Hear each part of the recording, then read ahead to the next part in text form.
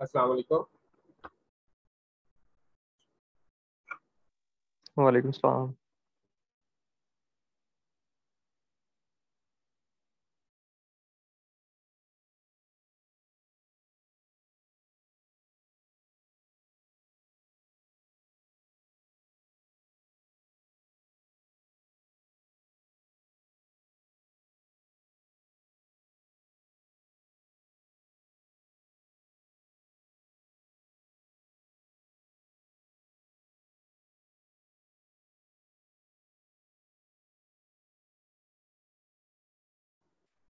अस्सलाम वालेकुम। Welcome to Hafiz al series. ये गाइडेंस सेशन है फोर्थ ईयर के लिए। अभी जैसा कि आपको लास्ट 2 ईयर से हम ये गाइडेंस सेशन आपको प्रोवाइड कर रहे हैं, उसी सिलसिले में ये आज का सेशन है जिसमें हम आपको बुक से रिलेटेड, सब्जेक्ट से रिलेटेड और आपने पढ़ना कैसे है वो सारी चीज़ें ब्रीफली बताते हैं ताकि आपके सेशन के स्टार्ट में आपको आइडिया रहे। ठीक है, तो इसी सिलसिले में जो हमारे साथ आपको गाइड करेंगे हाफिज अल फसील की टीम की जानिब से, वो है Mohammad Burhan from Akhtar Syed medical college, Shaista Iram from Allama Iqbal medical college, Fiza Aamir from Rawalpindi medical university, Sana Qadri from Shalamar medical college.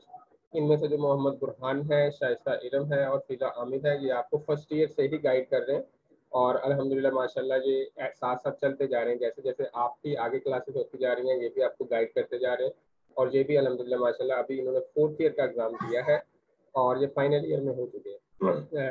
और जो सना कादरी, इन्होंने अभी लास्ट ईयर ज्वाइन किया है एज इंस्ट्रक्टर और ये इनका दूसरा साल है। ठीक है, आप लोगों ने इनके लिए भी दुआ करनी है कि इनके अच्छे अच्छे मार्क्स आए, डिस्टिंक्शन आए और पोजीशन भी आए इंशाल्लाह ताला।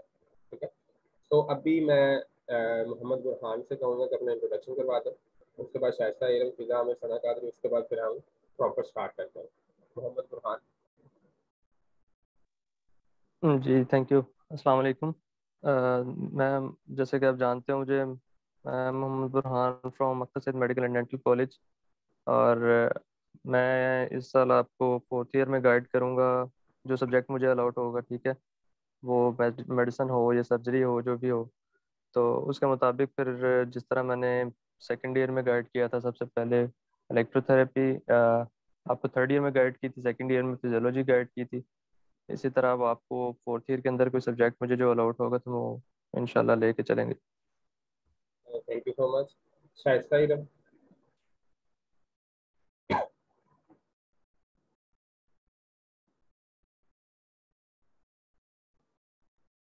शाइस्ता, आपको आवाज़ आ रही है? आई थिंक उनका कनेक्शन का इशू हो गया होगा, वो बता रही थी कि उनके वाईफाई नहीं टिका रहा। फिजा आमिर। अस्सलाम वालेकुम। मैं फ़िज़ा आमिर हूँ फ्रॉम रावलपिंडी मेडिकल यूनिवर्सिटी। तो मैं फर्स्ट ईयर से सेकेंड ईयर में जब थी तो तब से गाइड्स दे रही हूँ। तो पहले मैंने कार्डियोलॉजी की देती रही, उसके बाद थर्ड ईयर को मैंने थेरापेटिक्स की दी। तो इंशाल्लाह इस साल भी आगे आप लोग को लेके चलेंगे, जैसे जैसे आपको जिस तरह भी हेल्प चाहिए होगी और जो भी सब्जेक्ट होगा, तो उस हिसाब से इंशाल्लाह अच्छे साल रहेगा ये भी। चलो, थैंक यू सो मच। और ये फिजा आमिर आज अभी कल इनके एग्ज़ाम ख़त्म हुए हैं, तो मैंने इनसे स्पेशल रिक्वेस्ट की थी कि आपने उठ के आना है 12 बजे। ये कह रही थी कि मैं अलार्म लगा लूँगी और इंशाल्लाह उठ जाऊँगी और ये माशाल्लाह उठ गई हैं आप लोगों के लिए, आपको गाइड करने के लिए। ठीक हो गया। और सना कादरी, आपको आवाज़ आ रही?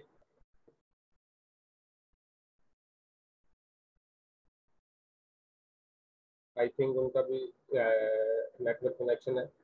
शायद से आपको आवाज़ आ रही है दोबारा? चले उनके नेटवर्क। बुरहान, आप ना थोड़ा सा फोर्थ ईयर के जो सब्जेक्ट्स हैं उनके रिलेटेड थोड़ा सा आप बता दें कौन कौन से सब्जेक्ट्स हैं और उनके कितने मार्क्स हैं। जी ठीक है फिर।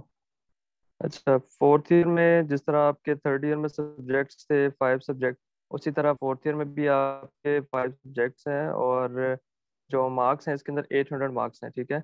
और सबसे पहले मेडिसिन मेडिसिन का सब्जेक्ट आपका same, 100 marks theory, 100 marks practical, और उसके अंदर वैसे भी 100 मार्क्स में से 45 MCQ, 45 SCQ और 10 मार्क्स आपके इंटरनल असेसमेंट के। सेम वाइवे के अंदर 90 मार्क्स आपके वाइवे के हैं और 10 मार्क्स आपके इंटरनल असेसमेंट के हैं। सो टोटल 90 थ्योरी, 90 प्रैक्टिकल और 20 इंटरनल असेसमेंट हो गए, same as of surgery and PT1। PT1 के अंदर पहले तो मार्क्स की आपको डिस्ट्रीब्यूशन पता चल गई। उसके बाद बायोस्टैट का आपका सिर्फ biostat and evidence based practice जो है, ये दो बुक्स हैं, दो अलग अलग सब्जेक्ट्स हैं, और इनका जो पेपर होगा वो इकट्ठा आपका होगा। 90 मार्क्स थ्योरी का पेपर होगा और 10 internal assessment. Only written exam है ये, इसका वाइवा वगैरह नहीं होता। और रेडियोलॉजी और इमरजेंसी मेडिसिन ये MCQ बेस्ड ऑब्जेक्टिव पेपर है, और इसके अंदर 45 MCQ रेडियोलॉजी वाले सब्जेक्ट में से आते हैं, रेडियोलॉजी एंड डायग्नोस्टिक इमेजिंग। और इमरजेंसी मेडिसिन इसके अंदर से भी 45 मार्क्स के MCQ आते हैं, और 5 मार्क्स दोनों को मिला के 10 मार्क्स जो हैं इनके इंटरनल असेसमेंट के होते हैं। तो इसके अंदर से मेडिसिन, सर्जरी और PT1 जो है ये आपके 3 मेजर सब्जेक्ट हैं, जिनके 200 नंबर हैं। और बायोस्टैट जो आपका सिर्फ रिटर्न एग्जाम है, MCQ और SCQ। और रेडियोलॉजी और इमरजेंसी मेडिसिन जो है इनके सिर्फ MCQ एग्जाम है। इसके बाद मेडिसिन जो है, मेडिसिन मेडिसिन के अंदर फिर आपके टॉपिक्स जो हैं वो मैं बता देता हूँ कि कितने टॉपिक्स आ जाते हैं और इसको किस तरह, इसका क्या है। बेसिकली मेडिसिन का जो सब्जेक्ट है ये आपने फार्माकोलॉजी और पैथोलॉजी और जो भी पढ़ा हुआ है उसको मिक्स करके इस तरह कह लें आपके उस तरह का सब्जेक्ट है कि जिसके अंदर आपको डिजीज का पता होना चाहिए, उसकी मैनेजमेंट का पता होना चाहिए बेसिकली, और इन्वेस्टिगेशंस आप क्या करवा सकते हैं किसी डिजीज को डायग्नोज करने के लिए। इसके अंदर आपके डिफरेंट सिस्टम्स आ जाते हैं, जैसे CVS है, ठीक है, रेस्पिरेटरी सिस्टम है, र्यूमेटोलॉजी है और CNS है। ये चार आपके इसके अंदर मेन सिस्टम्स आ जाते हैं जिनमें से ज़्यादातर पेपर आता है एग्जाम के अंदर।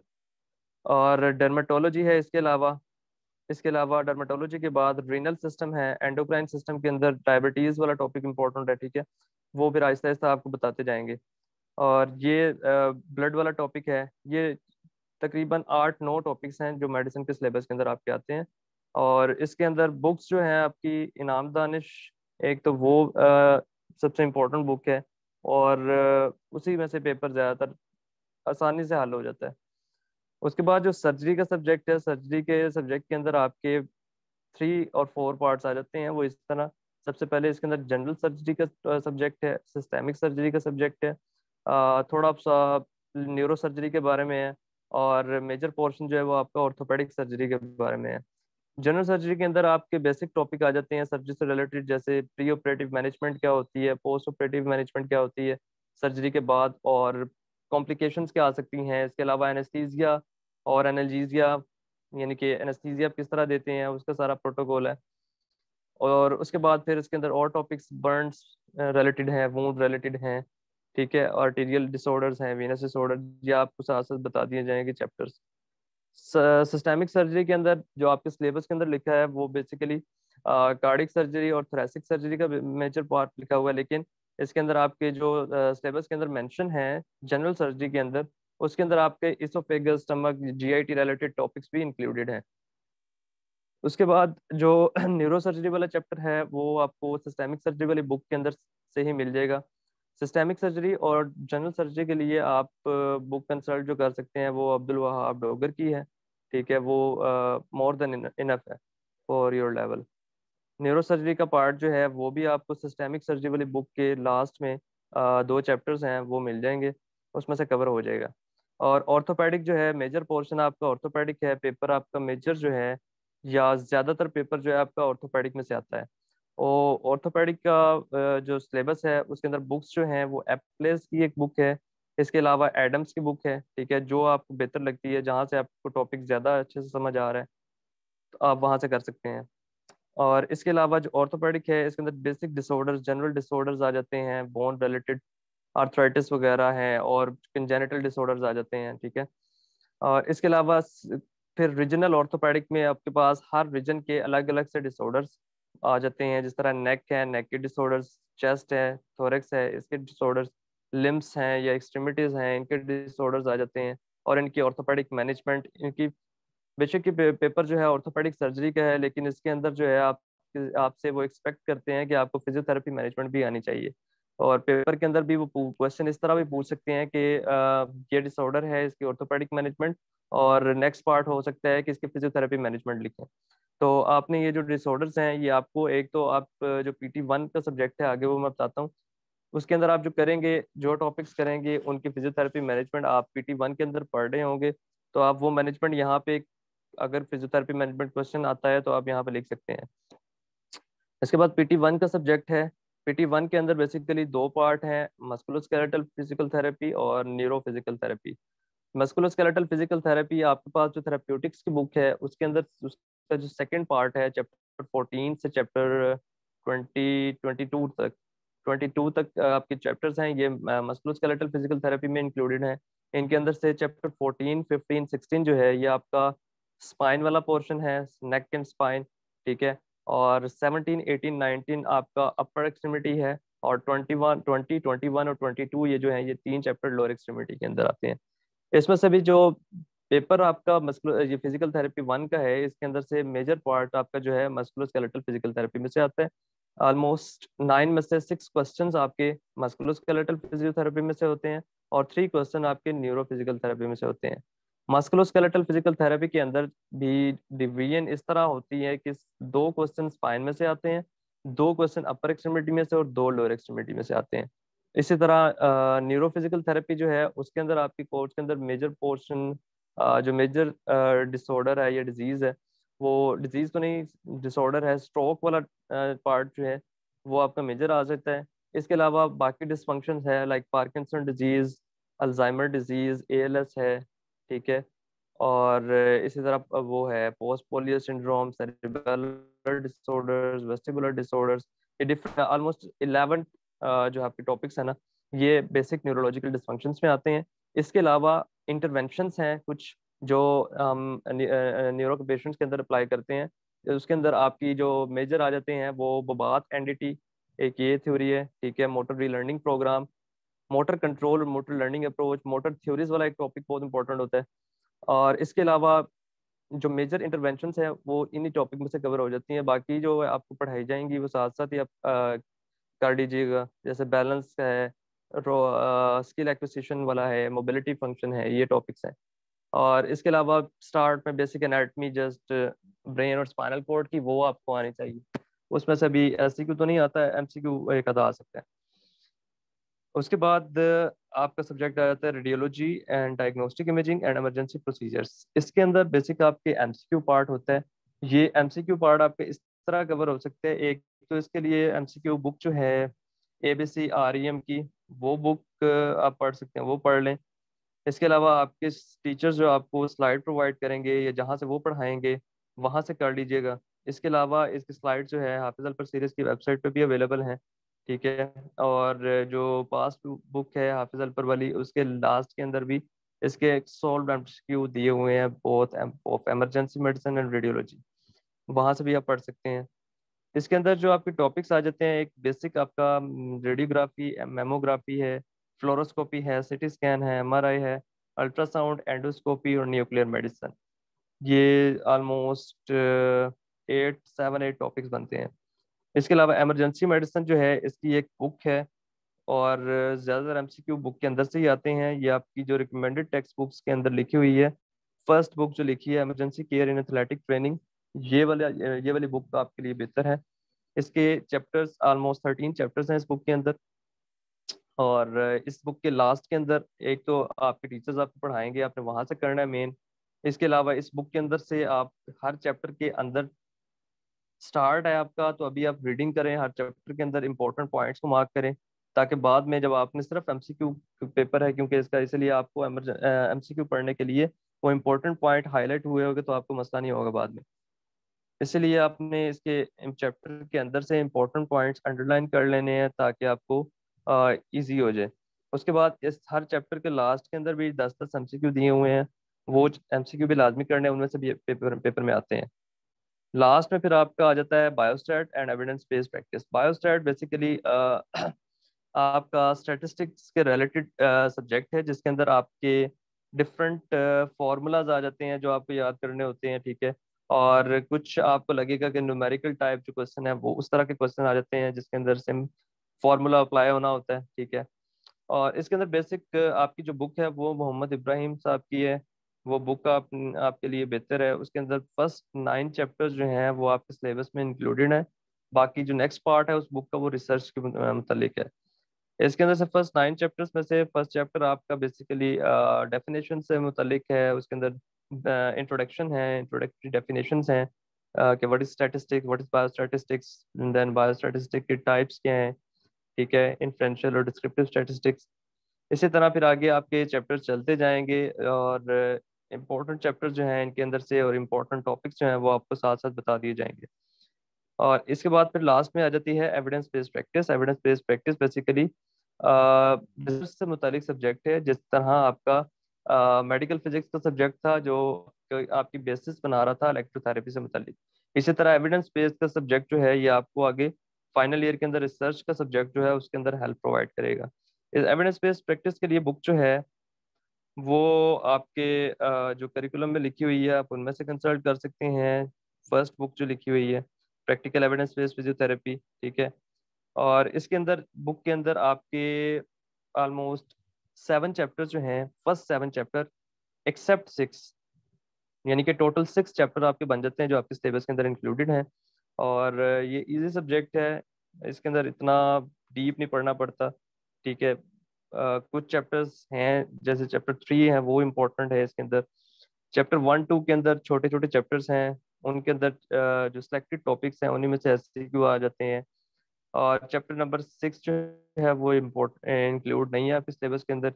इसी तरह चैप्टर 5 जो है उसके अंदर भी बेसिक टेबल्स वगैरह हैं जो आपको बता दिए जाएंगे। और लास्ट में चैप्टर 7 है, वो भी एक दो टॉपिक है उस चैप्टर के अंदर, तो वो कवर हो जाएगा। तो ये आपका ओवरऑल सिलेबस गाइडलाइन बेसिक था, ओवरव्यू था सिलेबस का। और आपके बुक्स कौन सी हैं और आपने बुक कौन कौन सी कंसल्ट करनी है। जी thank you so much Mohammad ji आप। फरमान, आपने आपने सिलेबस से रिलेटेड सारा ही गाइड कर दिया माशाल्लाह। और जो बुक्स की हैं वो मैंने ग्रुप में सेंड कर दी थी और हमारे पेज पे भी शेयर कर दिए मैंने कि आपने बुक्स कौन कौन सी लेंगे, वो मैंने स्टार्टिंग में शेयर कर दी। चलो थैंक यू। अच्छा फिजा आमिर, आपको आवाज़ आ रही है? जी आ रही है। हाँ, आपने ये बताना है कि आपने फोर्थ ईयर प्रिपेयर कैसे की थी और आपने ज़्यादा मेहनत किस सब्जेक्ट पे करनी है और किन सब्जेक्ट को आपने साथ साथ लेके चलना है और जो सब्जेक्ट एंड पे हो जाएंगे, ये आपने सारी स्ट्रेटेजी बतानी है। अच्छा, देखिए हर किसी की अपनी एक आइडियोलॉजी होती है कि आपने कैसे लेके चलना है। मेरा थोड़ा सा था कि मैं I will go for hacks mostly, ठीक है, या थोड़ा शॉर्ट बुक्स की तरफ ज़्यादा जाती हूँ। लेकिन मैं कभी भी आप लोगों को रिकमेंड नहीं करूँगी कि आपने शॉर्ट बुक्स की तरफ जाना है, बिकॉज मैंने एंड में थोड़ा सा पढ़ना स्टार्ट किया था, ठीक है। लेकिन जो फोर्थ करने के बाद मैं यही कहूँगी कि आप शुरू से कुछ चीज़ों को लेके ज़रूर चलो, मेजर बुक्स ज़रूर पढ़ो। मेडिसिन, ठीक है, मेडिसिन सबसे इम्पोर्टेंट सब्जेक्ट है, अपना मेडिसिन पे ग्रिप अच्छी करो। फोर्थ ईयर लंबी क्लास है, काफ़ी लेंथी क्लास है, इस बहुत सब्जेक्ट्स है, लेकिन इसमें सब्जेक्ट्स इंटर रिलेटेड हैं। और मुझे लगता है कि रट्टे से ज़्यादा कॉन्सेप्ट्स मेरे काम आए हैं इस फोर्थ ईयर में। तो सब बेस्ड है ज़्यादातर, आपके जितने कॉन्सेप्ट्स अच्छे होंगे आप उतनी जल्दी चीज़ों को पिक करके उतनी जल्दी अपना सिलेबस कवर करके चल सकते हो। सबसे इम्पोर्टेंट मेडिसिन सबसे पहले आ जाती है, ठीक है, because medicine is totally scenarios. आपके पास 9 सिनेरियोज आ रहे हैं, एमसीक्यूज में भी सिनेरियोज आ रहे हैं, तो आपको सिनेरियोज पिक करने भी आने चाहिए, उनको मतलब अच्छे से अटेम्प्ट हो जाते, लेकिन अगर पिक ही नहीं कर सकेंगे तो वो एक बहुत बड़ा इशू होता है ना सबसे पहले। तो मेडिसिन के लिए इनाम दानिश इज गुड बुक, ठीक है। उसके अलावा अगर मैं अपना पर्सनल बताऊं तो मैंने इनाम दानिश नहीं पढ़ी थी, मैंने कैप्लन और मिनी डेविडसन पढ़ी थी, और उससे मेरे टॉपिक्स हो गए थे कवर वैसे। But still I will recommend कि आप लोग उसके मतलब जो एक तीन है रिकमेंडेड बुक्स, तीन है उससे में जाए, पेपर भी इनाम दानिश में से ही था मोस्टली। वो मुझे जो बच्चे पढ़ रहे थे कहा था कि हाँ इनाम दानिश लाइन्स थी। तो और दूसरा ये था कि पढ़ना तो अलग चीज होती है और सिनेरियोज को प्रैक्टिस करना एक अलग चीज होती है। लाइक हाफिज भाई को पता है हमारे ग्रुप में रोज के हिसाब से कोई 200-400 मैसेज आते थे जिसमें से सिनेरियोज की डिस्कशन होती थी। और उन सिनेरियोज की डिस्कशन से हमें इतनी हेल्प हुई थी कि मतलब हम, मेरे ख्याल से सारे बच्चों ने जब पेपर पढ़ा था ना, तो हमें आधे आधे सिनेरियोज पढ़ के हमें पता था कि इसकी ये आंसर था। लाइक हमें इतना ईजी लगा था पेपर करना, क्योंकि हमारी सिनेरियोज की हद से ज्यादा डिस्कशन हुई थी मेडिसिन के। ठीक है, कॉन्सेप्ट अपने क्लियर मेडिसिन के सबसे पहले है, जो भी चीज़ है आप रखें। उसके अलावा साइन मेडिसिन का पढ़ने का सबसे बेस्ट तरीका ये होता है, ठीक है आपने एक बड़ी डिजीज पढ़ ली, आप बड़ी बुक से पढ़े आप छोटी बुक से पढ़े मैटर नहीं करता, लेकिन आप उसको अपने हिसाब से नोट बना के लिखिए। ये डिजीज है, इसके ये साइन एंड सिम्टम्स हैं, ठीक है, इसकी हमारे पास ये मेडिकेशन आती हैं, ये इमेजिंग टेक्निक्स आती हैं। आप छोटे से नोट्स बना लें, बिकॉज आप एंड ऑफ द डे सब नहीं कवर कर सकते। तो मैंने भी अपनी जो भी बुक पढ़ी थी ना, मैंने साइड पर छोटी छोटी सी चीजें लिखी हुई थी, तो वही चीजें मुझे एंड में हेल्प कर रही थी कि मैं पूरा पढ़ने की बजाय मैं वो छोटी छोटी चीजें पढ़ लेती थी, हाँ ये चीज है इसमें, ये चीज है, और उसी से पेपर हो जाता है। तो मतलब मेहनत करनी पड़ेगी, सब्जेक्ट को पढ़ने में पहली दफा अच्छी खासी पड़ेगी, फिर इन प्रैक्टिस आ जाएंगी चीजें। उसके बाद सर्जरी का सब्जेक्ट है। सर्जरी को सब कहते हैं ऑर्थोपेडिक पे फोकस करें, ऑर्थोपेडिक पे फोकस करें, लेकिन हमारा 80% पेपर जनरल सर्जरी पे से आ गया था इस बार। तो मैं यही कहूँगी कि आप लोग तीनों सब्जेक्ट पढ़ें, ठीक है, ऑर्थोपेडिक भी, जनरल भी, और सिस्टमिक को भी टाइम दे। तो ये नहीं करना कि कोई मेजर टॉपिक छोड़ के, जैसे हाँ ऑर्थोपेडिक में से मोस्टली आता है, लेकिन स्टिल यू डोंट नो कि यूएचएस आपको इस बार क्या दे दे। तो डोगर अच्छी बुक है, ठीक है, डोगर से बहुत आराम से हो जाता है। सर्जरी मेहनत वाला सब्जेक्ट नहीं है, मतलब वो आप 2 से 3 दफा पढ़ेंगे, वो आप समझ आ जाएगी, बहुत आराम से सर्जरी हो जाती है। और ऑर्थोपेडिक का भी यही है, जैसे ऑर्थोपेडिक को आप PT1 के साथ रिलेट करके पढ़ें, वो बहुत कॉमन टॉपिक्स हैं उसके अंदर, ठीक है, दोनों सब्जेक्ट्स में। और मतलब सर्जरी जब आप पढ़ना शुरू करेंगे ना, तो मतलब इतना कॉन्सेप्ट नहीं है सर्जरी में, और जो आपके पास जो कॉन्सेप्चुअल है वो आप ऑलरेडी PT1 के सब्जेक्ट्स में पढ़ चुके होंगे, तो वो चीज़ें आपके लिए पिक करना, उनको याद करना ईजी हो जाता है। ठीक है, सर्जरी का इट इज़ गुड सब्जेक्ट, आप इंजॉय करेंगे। मेडिसिन भी आप इंजॉय करते हैं, हालांकि मतलब लोग डरते हैं, लेकिन मेडिसिन और सर्जरी ऐसे सब्जेक्ट है जो आप पढ़ते हुए इंजॉय करेंगे, मतलब अच्छा लगेगा। उसके बाद आपके पास PT1 आ जाता है, मेन सब्जेक्ट। इस सब्जेक्ट का ये है कि इसमें पेपर में एक छुट्टी होती है, और ये इतने लेंथी सब्जेक्ट्स हैं, तो मतलब आपको होता है कि तैयारी कैसे करेंगे, और आप ज़्यादातर पूरा साल मेडिसिन ही पढ़ते रहते हो, सर्जरी पे फोकस करते रहते हो। तो इसके लिए ये कि मतलब स्पेशली जो आपकी MSK की बुक है, जो थेरा की भी बुक है, आपको पता है कि वो बुक किस तरह की, मतलब इतनी ज्यादा आप 30 में पढ़ चुके हैं, और आपने पेपर भी दिया एक दिन की छुट्टी के साथ, तो आपको आइडिया है कि उस बुक को किस तरह लेके चलना है। तो ये है कि मैं ये कहूँगी उस बुक को आप एक दफा पढ़ लें, चाहे ना भी याद करें, उस बुक को आप गो थ्रू कर लें, उसमें से आप चीजें मार्क कर लें, क्योंकि वो बुक में बहुत एक्स्ट्रा चीजें भी लिखी हुई होती हैं, जो आपको एंड में आप सारी चीजें नहीं पढ़ सकते हो। एंड में जब आप पेपर की तैयारी करना स्टार्ट करते हो, तो ऑब्वियसली आप हर एक्स्ट्रा चीज ही पढ़ रहे हो, तो आप एक दफा आपकी बुक मार्क हो जाए ना, मेरा आपकी आइडियोलॉजी में यही कि बुक मेरी मार्क हो जाए, मेरी बुक मेरे हिसाब से सेट हो जाए, उसके बाद चाहे आप जितनी दफा रिवाइज कर लो। तो ये चीज होती है। जो थेरा की PT1 की MSK की आपकी थेरापेटिक्स वाली बुक है, उसके मेजर पोर्शन है स्पाइन है, अपर लिम्ब है, लोअर लिम्ब है, ठीक है, स्पाइन पे ज्यादा फोकस कर सकते हैं, क्योंकि 3 क्वेश्चन भी आ जाते हैं स्पाइन से, और इम्पोर्टेंट है, कॉन्सेप्ट समझने में थोड़ा सा टाइम लगता है स्पाइन को। बाकी hand, elbow, rest, hip joint, knee joint, ankle, foot, तो ये वाली चीजें हैं, उसको आप पढ़ें समझें, इंशाल्लाह अच्छा हो जाएगा। उसके अलावा मैं कहूँगी कि आप लोग अपना ये तो करते जाएं, साथ साथ आपके अगर टीचर्स करवाते हैं, वरना आपको भेज भी, मैं शेयर भी कर दूंगी चीजें, जो स्पेशल टेस्ट होते हैं MSK के, उनको भी आप साथ साथ अपने लिख के जाएं, स्पाइन के हैं, अपर लिम्ब के हैं, लोअर लिम्ब के हैं, क्योंकि वो स्पेशल टेस्ट कहीं लिखे हुए नहीं होते किसी बुक, कुछ मेंशन है बुक में, लेकिन उसके अलावा भी एक्स्ट्रा जरूर करें, क्योंकि कुछ ना कोई आपके, हमारे भी MCQ पेपर में काफी स्पेशल टेस्ट आए थे, और वो आपकी असेसमेंट के लिए भी अच्छा प्रैक्टिस होती जाएगी, साथ साथ आप लिखते जाएंगे, साथ साथ याद करते जाएंगे, तो चीज़ें आपकी इन प्रैक्टिस आ जाएंगी। और न्यूरो है, फिर न्यूरो का सब्जेक्ट ऐसा था कि मतलब 60% पेपर आप अगर PT से MSK से आ रहा है, तो 40% न्यूरो से आ रहा है, ठीक है, तो ऑब्वियसली अब छोड़ भी नहीं सकते, और इस सब करके दोनों को बैलेंस लेके चलना है। बट न्यूरो इजी, अगर एक दफा आप अपना बुक को मार्क कर लें, उस बुक में बहुत सी से एक्स्ट्रा चीजें लिखी हुई हैं जो शायद आपको जरूरत भी नहीं है, जैसे फार्माकोलॉजिकल चीजें लिखी हुई हैं, और मतलब सिर्फ इमेजिंग कितनी लंबी लंबी, और वो एग्जामिनेशन कितनी लंबी लंबी चीजें, तो उसकी आपको जरूरत नहीं है, सिर्फ आप टेबल्स और नाम कर लें। जब न्यूरो को एज कम्पेयर टू PT1 उतना टाइम नहीं लगता, लेकिन अगर आपकी बुक अच्छी तरीके से मार्क हुई हुई है, तो फिर आपको एंड में आपसे वो जस्ट गो थ्रू कर सकते हैं। मतलब मेरे पास शायद एक दिन में तो न्यूरो पढ़ने का टाइम भी नहीं था सही से, हार्डली एंड के 3-4 घंटे में मैंने, बल्कि एमएसके के बीच में एक बार लिख लेती थी, इतना टाइम था। स्लाइड्स भी कुछ बच्चे पढ़ते हैं, स्लाइड्स मतलब न्यूरो की वो शॉर्ट स्लाइड्स हैं वो भी ग्रुप में शेयर हो मिली हुई थी, तो मर्जी आप स्लाइड से पढ़ना है। अब तो बल्कि इनफैक्ट एक मैंने वो देखा है कि एक रिव्यू बुक भी आई है, तो आप वो लेके कंपेयर कर सकते हैं, आपको जो चीज़ ईजी लगती है। तो न्यूरो इस तरह से हो सकती है और इजी है, मुश्किल नहीं है। इंटरवेंशंस हैं, इंटरवेंशंस मोस्टली आपको कॉन्सेप्ट आना चाहिए, आप सेल्फ राइटिंग होती है, आपको हेडिंग्स आनी चाहिए, बाकी साइन एंड सिम्टम्स और चीजें तो आपको पता है, मतलब स्ट्रोक की, स्पाइनल कॉर्ड इंजरी की, पार्किंसन और ये वाली चीजें तो आप मेडिसिन में भी पढ़ के आए होंगे, तो मतलब चीजें साइन एंड सिम्टम्स में आपको पता होंगी। तो ये हो गया। फिर हमारे पास बायोस्टैट्स आती है। बायोस्टैट्स पढ़नी पड़ेगी, मेहनत करनी पड़ेगी, उसको प्रैक्टिस पे लाना पड़ेगा। और दूसरा कि हम लोग मेडिकल स्टूडेंट्स वैसे ही मैथ्स को करीब 4 साल बाद, हाँ 4 साल भी नहीं, एफएससी की 5-6 साल बाद अगर आप मैथ्स पढ़ने बैठे तो आपसे प्लस माइनस भी नहीं हो रही होती है बेसिक शुरू में। तो शुरू में ऐसा ही होता है कि आप कहते हैं कि क्या है, लेकिन ये कि आप मतलब जो बुक है उसमें थेरेटिकल पार्ट पढ़ते जाएं, साथ साथ उसको मार्क करते जाएं, ठीक है। थेरेटिकल पार्ट इज गुड, मुश्किल नहीं है, आपसे हो जाता है, आराम से हो जाता है।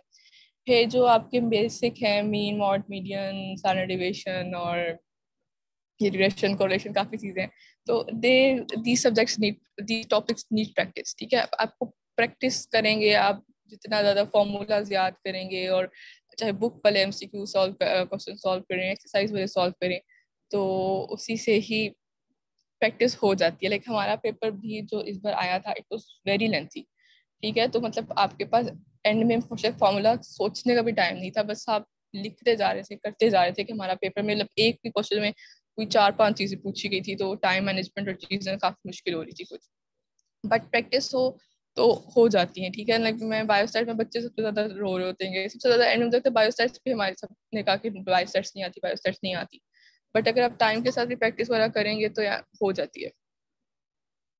फिर एविडेंस बेस्ड है, एविडेंस बेस्ड की बुक है, बुक अच्छी है, उससे मतलब आराम से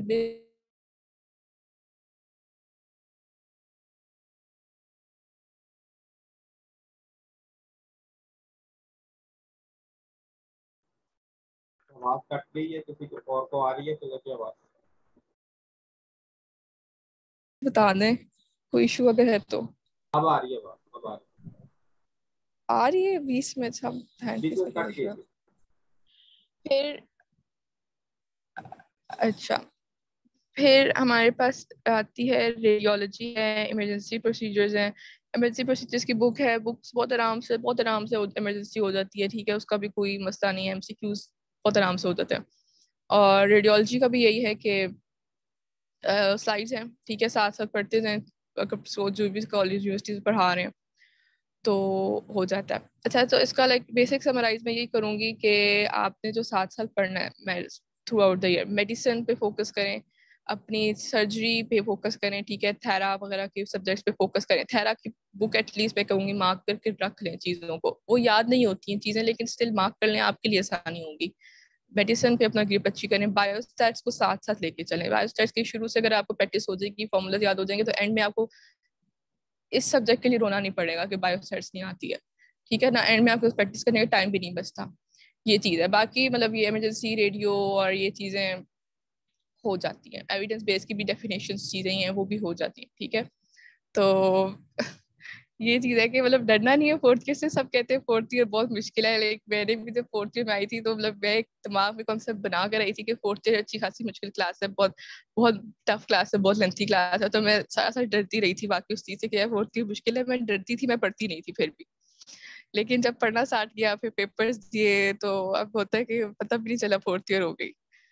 तो इंशाल्लाह पढ़ना स्टार्ट करें साथ साथ ही। वैसे तो ये झूठ होता है कि साथ साथ पढ़ेंगे, लेकिन स्टिल मेडिसिन को मैं कहूंगी साथ साथ पढ़ें, और थेरा को भी मार्क कर ले, बाकी चीजें इंशाल्लाह होती जाएंगी साथ साथ, हम जैसे जैसे गाइडलाइंस देते जाएंगे। चले, थैंक यू सो मच। ठीक है, आपने अपना पूरे साल का जो एक्सपीरियंस है वो बच्चों को बता दिया। और अभी ना मीटिंग ये एंड होने वाली है, इसको आपने दोबारा ज्वाइन करना है। उसके बाद फोर्थ ईयर को मैं समराइज करूंगा, और उसके बाद फिर आपकी तरफ से जो क्वेश्चन होंगे उनके हम आंसर करेंगे, ठीक है। अभी ये सेशन एंड हो जाएगा, इसको आपने दोबारा वही लिंक को ज्वाइन कर लेना, ठीक है।